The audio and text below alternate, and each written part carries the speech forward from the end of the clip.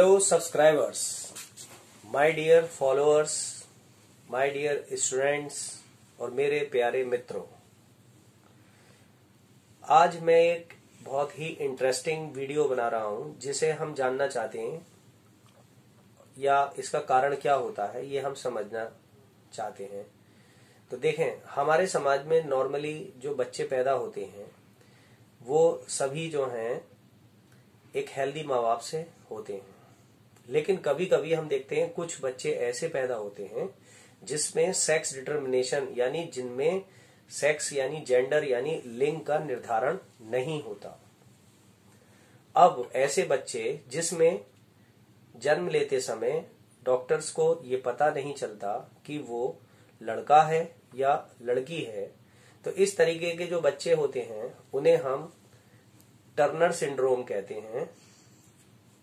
और उसके साथ साथ उनके अंदर क्रोमोसोमल यानी गुणसूत्रों की एक एबनॉर्मेलिटी होती है जिसमें उनके क्रोमोसोम नंबर 45 यानी 45 रह जाते हैं। एक नॉर्मल आदमी में, एक हेल्दी बच्चे में, हम सभी में 46 क्रोमोसोम होते हैं, लेकिन उनके 45 रह जाते हैं। तो हमारे यहाँ मतलब मेडिकल साइंस में इस को टर्नर सिंड्रोम कहते हैं। और वो बच्चा समाज में जब बड़ा होता है तो उसे किन्नर कहा जाता है। किन्नर वो व्यक्ति है, वो इंडिविजुअल है जिसका सेक्स यानी वो मेल है या फीमेल है ये डिसाइड नहीं हो पाता। तो इस प्रोसेस को हम यूक्वाइनिज्म भी कहते हैं। यूक्वाइनिज्म का मतलब ऐसा कोई भी सिम्टम्स जिसमें इंडिविजुअल का मेल या फीमेल होना पता नहीं चलता, क्योंकि उसके जेनाइटल ऑर्गन मेल के जैसे टेस्टिस और पेनिस नहीं डेवलप होते और फीमेल के अंदर उसके वेजाइनल पोर्शन यानी फीमेल रिप्रोडक्टिव सिस्टम या जननांग उसके नहीं विकसित होते। तो इसका कारण क्या होता है आप लोगों को आज मैं इसे सिंपल वे में बताता हूं। देखें, समझने की कोशिश करें बिल्कुल सिंपल वे में। देखें, हम सब जो हैं सेक्सुअली रिप्रोड्यूसिंग ऑर्गेनिज्म हैं। स्पर्म के अंदर जो न्यूक्लियस होता है इसमें फादर के कैरेक्टरिस्टिक्स होते हैं और ये 23 क्रोमोसोम कैरी करता है। इसी तरीके से एग सेल जो होती है उसके अंदर न्यूक्लियस में मदर का कैरेक्टर होता है और इसमें भी 23 क्रोमोसोम होते हैं। जब सेक्सुअल रिप्रोडक्शन होता है तो स्पर्म एग सेल के साथ फ्यूज हो जाता है तो यहाँ जाइगोट बनता है।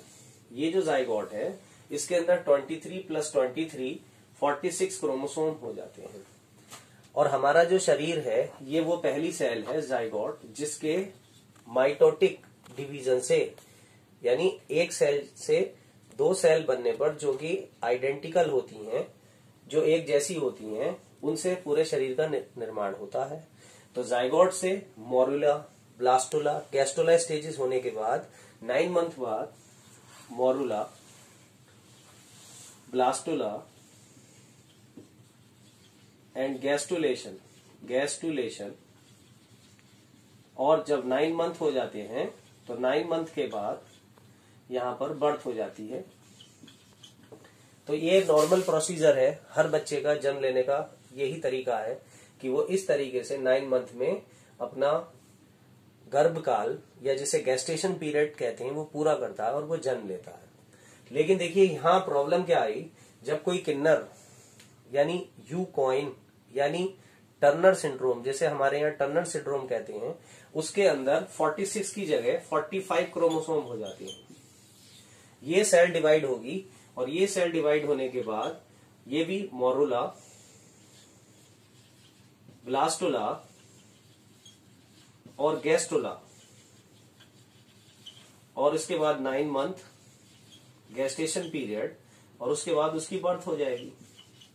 लेकिन यहाँ परेशानी क्या है, एक नॉर्मल आदमी में होने चाहिए क्रोमोसोम 46 और यहाँ इसके रह गए 45।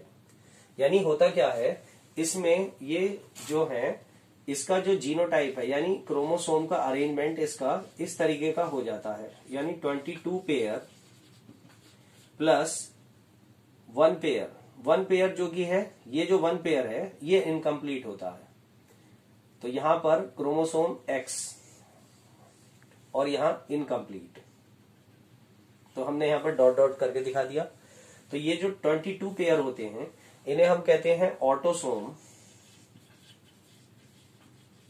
और ये वाला जो इनकम्प्लीट पेयर है इसे हम कहते हैं हेट्रोसोम।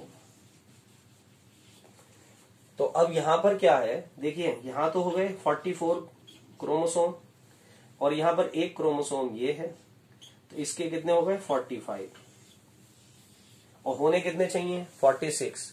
तो अब ऑटोसोम जो होते हैं इनका क्या काम होता है, ऑटोसोम क्रोमोसोम हमारे पूरे शरीर के सभी ऑर्गन्स को बनाते हैं, बस सेक्स ऑर्गन को छोड़कर, यानी शरीर पूरा बनेगा, ब्रेन, किडनी, लीवर सब कुछ बनेगा, पूरा शरीर, उंगलियां, हाथ, पैर, आंखें, नाक, कान सब कुछ बन जाएगा। लेकिन ये ऑटोसोम जो हैं एम्ब्रियोनिक पीरियड में जेनाइटल ऑर्गन को नहीं बनाते। यहां पर डिफेक्ट हो गया था कि उस बच्चे के अंदर जो पहला जाइगोट जो सेल बनी थी उसमें एक क्रोमोसोम कम हो गया था, जिसकी वजह से यहाँ 45 हो गए। शरीर तो पूरा बना हुआ है, ठीक है, लेकिन हेट्रोसोम का जो 1 पेयर यहाँ पर होना चाहिए था जो कंप्लीट नहीं हो पाया, इनकम्प्लीट रहा, ये सेक्स डिटर्मिनेशन नहीं कर पाता। तो होता यह है कि उसके जो है जननांग विकसित नहीं होते और वो बच्चा जब जन्म लेता है तो वो टर्नर सिंड्रोम वाली सिचुएशन होती है।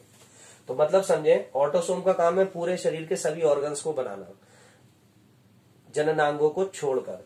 अब जो हमारे जेनाइटल ऑर्गन होते हैं जननांग, उन्हें हेट्रोसोम क्रोमोसोम जो है डिसाइड करते हैं, जिसमें एक पेयर होता है, एक पेयर में एक क्रोमोसोम फादर और एक क्रोमोसोम मदर से आता है। तो जो पेयर में एक क्रोमोसोम, यानी अगर एक्स और एक्स का फ्यूजन यहां पर होगा तो यहां डबल एक्स बनेगा, तो वो लड़की बन जाएगी। और अगर एक्स और वाई का फ्यूजन होगा तो यहां पर एक्स वाई यानी बॉय होगा। यानी ये समझे, लड़का होने के लिए यहाँ एक्स वाई होना चाहिए था और लड़की होने के लिए यहाँ पर एक्स एक्स होना चाहिए था। तो अब यहाँ पर क्योंकि हेट्रोसोमल पेयर ने सेक्स डिटर्मिनेशन नहीं किया, उसके क्रोमोसोम 45 यानी 45 रह गए, अब वो टर्नर सिंड्रोम में बदल गया, टर्नर सिंड्रोम में बदल गया। इसी को हम किन्नर या यूक्वाइनिज्म कहते हैं। तो ये एक बायोलॉजिकल इवेंट है जिसमें क्रोमोसोम होने चाहिए थे 46, लेकिन उसकी पहली सेल जो बनी थी उसमें क्रोमोसोम हो गए 45। तो एक जैसे नॉर्मल बच्चे का, लड़के का अगर हम जीनोटाइप यानी क्रोमोसोम अरेंजमेंट देखेंगे तो ऐसा होगा 22 पेयर, ये है नॉर्मल का, देखिए normal boy 22 pair plus X Y, तो ये हो गए 44 और ये हो गए 2 क्रोमोसोम यानी 46।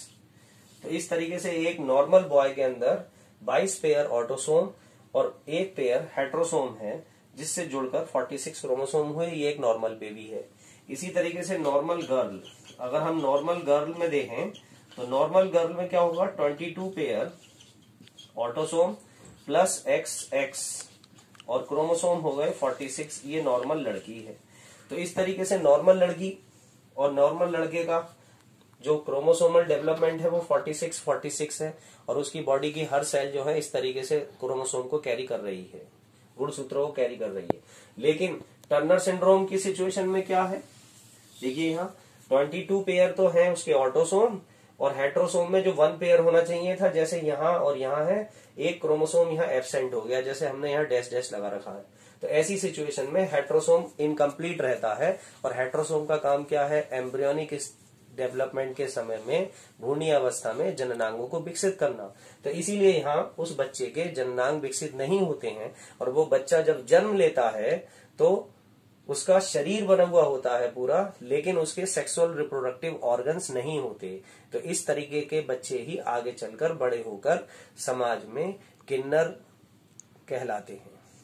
लेकिन बायोलॉजी में उसे हम यूक्वाइनिज्म कहते हैं। इसे हम क्या कहते हैं बायोलॉजी में, यूक्वाइनिज्म, EUCOINISM। और जो कि गुणसूत्रों की गड़बड़ी के कारण होता है, तो इसे हम एक सिंड्रोम कहते हैं और ये सिंड्रोम बायोलॉजी में कहलाता है टर्नर, TURNOR, टर्नर सिंड्रोम। तो मैं समझता हूं आप लोगों ने बायोलॉजिकल ये जो प्रोसेस है ये समझ लिया, जिसमें हम ये समझते हैं कि किन्नर इस तरीके से पैदा होते हैं। तो जो किन्नर होता है वो जीन की गड़बड़ी की वजह से होता है, जो कि उसकी भ्रूणीय अवस्था में पहली सेल जाइगोट बनते समय होता है।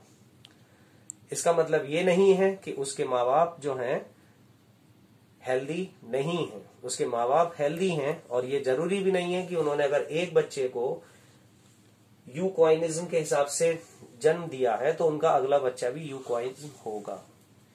तो ये नेचुरली एक इवेंट है जो कि भ्रूणीय अवस्था में सेक्स डिटर्मिनेशन के समय में हो जाता है, और उस व्यक्ति में क्रोमोसोम का नंबर 46 की जगह 45 हो जाता है। इसी को हम टर्नर सिंड्रोम कहते हैं। Thank you so much for seeing my video. जय हिंद, जय भारत।